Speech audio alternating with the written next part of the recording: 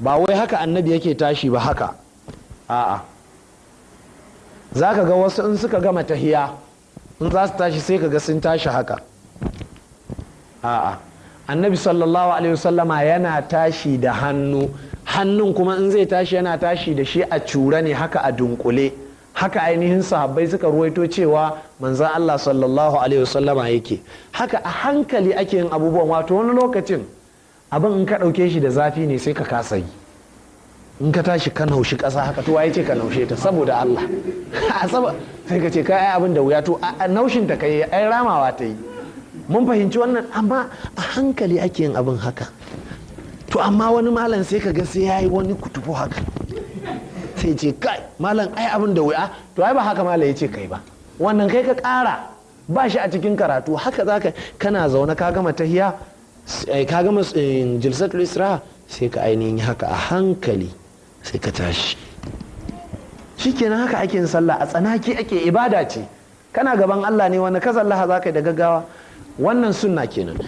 In mutane sun gane waɗannan bayanan, to an gama raka'a farko kenan a sallah. Raka'a ta biyu ma haka za ka yi ta. Bambanci kawai shine wajen zaman sallah. Yanzu abin da ya rage zan siffanta mana kenan. Zaman sallah iri uku ne. Sallah tana da zama iri uku. Duk za mu siffanta waɗannan zama insha Allah.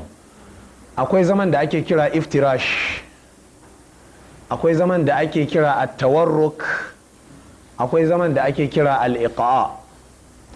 Zaman ainihin da ake kira al-iftirash da al-iqa, to shi ana yin shi a tsakanin sujuda guda biyu. Jama'a su kiyaye, a tsakanin sujuda guda biyu. Gashi kamar haka, idan kai sujuda farko, idan ka ɗago ta biyu sai ka yi irin wannan zaman, kaga yadda gabanka zai kasance, bayan ka ga yadda zai kasance haka. Wannan kafarka wannan ta hagu kenan sai ka kwantar da ita haka, sai ka zauna a kanta. Wannan ta dama kuma sai ka yi mata haka, sai ka kafe ta. To haka ake, don haka ku duba da kyau, kowa ya duba, haka ake. Haka ake in aka yi sujuda ta ɗaya, to ta biyu sai a ɗago sai a yi haka, zaman da ke tsakaninsu.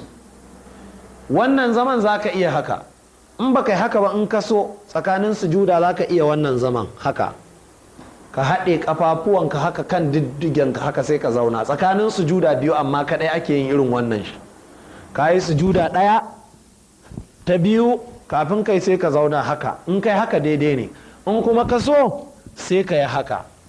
Da namiji da mace duk za su iya yin haka, kuma za su iya yin haka. Ina fatan jama'a sun gane. Bayani na gaba shine me? Shine yaya ake ɗora hannu a wajen tahiya. A wajen tahiya ba a dafe jama'a. Manzo Allah ya ce dafe zaman yan wuta. Dafe yan wuta ne ke, ba kyau ai dafe, ko ana cin tuwo, ko ana zaune, ko ana sallah, ba kyau dafe. Haka rubda ciki, manzo Allah ya hana rubda ciki, don haka ba kyau dafe haka. A saurara da kyau, wannan zaman haka ake yin shi, kun ga yadda ake. Waɗannan yatsunka na hagu sai ka rungumo haka, ka rungumo gwiwa ka zuwa cinya ka haka. Waɗannan yatsu kuma guda uku sai ka nannaɗe su haka.